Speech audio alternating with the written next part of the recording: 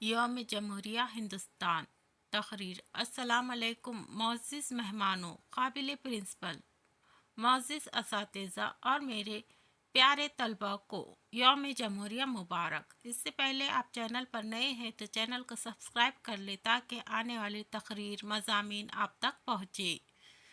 تو چلیے اسٹارٹ کرتے ہیں تقریر کو۔ محترم جناب، یہاں جو ہے تو ڈیش میں آپ کا جو بھی نام ہو وہ کہے۔ میں یوم جمہوریہ کے اس مبارک موقع پر تقریر پیش کرنے پر بہت فخر محسوس کر رہی ہوں۔ 26 جنوری کا دن ہماری سرزمین کی تاریخ میں بہت اہم ہے۔ اس دن جمہوری حکومت قائم ہوئی۔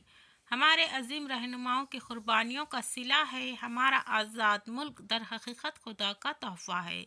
26 جنوری 1950 کو ہندوستان باقاعدہ ایک جمہوری ملک بن گیا۔